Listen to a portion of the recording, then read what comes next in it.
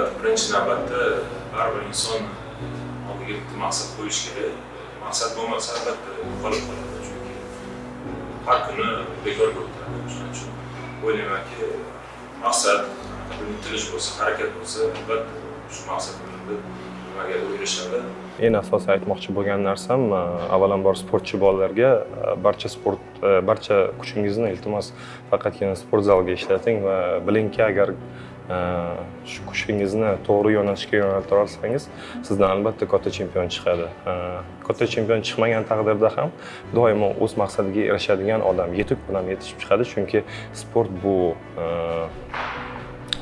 disiplina, sport bu har doim o'z qo'ygan maqsadlaringizga yetib borish bir xislatini odamda yaratib shakl qiladigan omil hisoblayman. Shuning uchun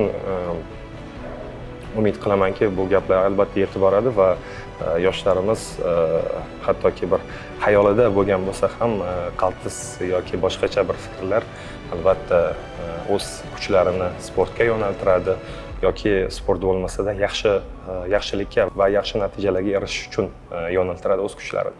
Bolalarga, yosh kelayotgan bolalarga shu sport bilan qatnashishni tavsiya qilamiz. Shu kelajakda yaxshi kasb, hunarga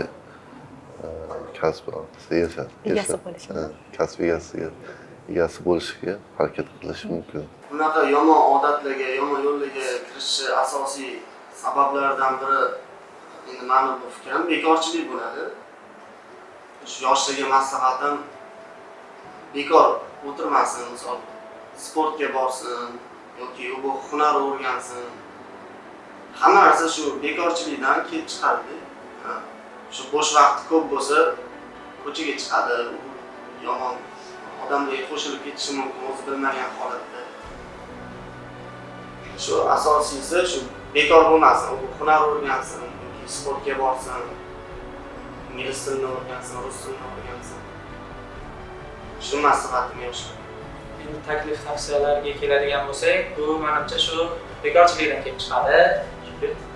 Yoshlar, iste'mol do'stlarimiz shu bekorchi vaqtlarini ko'p ko'chada o'tkazgani sabab kelib chiqadi deb o'ylayman. O'sha vaqtlarni unumli foydalanib, sportgami, o'qishgami yoki qanaqadir kurslargami borib ketkizsa, o'zlariga ham foyda, keyin ko'chada ko'p yurib jinoyatga, shunga o'xshash kichkina shu bezoriliklarga yo'l qo'yib qo'yishmaydi deb o'ylayman.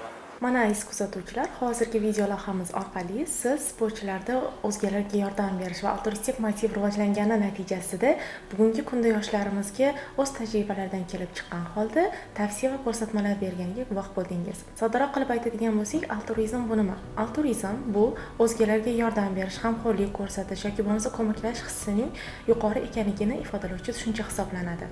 Sportchilarimizda o'z tajribalaridan kelib chiqqan holda yoshlarimizga tavsiya berayotganini guvoh bo'ldingiz. Bugungi kunda yoshlarimiz o'rtasida jinoyatchilik holatlarining ko'payib ketayotganligi yoki bo'lmasa yoshlarimizning o'z oldiga to'g'ri maqsad qo'ya olmasligi natijasida ham jamiyatda o'z o'rniga ega bo'lmagan insonlar kelib chiqmoqda. Sportchilarimiz ham o'z tajribalaridan kelib chiqqan holda yoshlarimizga o'z oldiga to'g'ri maqsad qo'yish va o'sha maqsadga erishish uchun qanday motivlardan foydalanish haqida ma'lumotlar berib o'tishgan.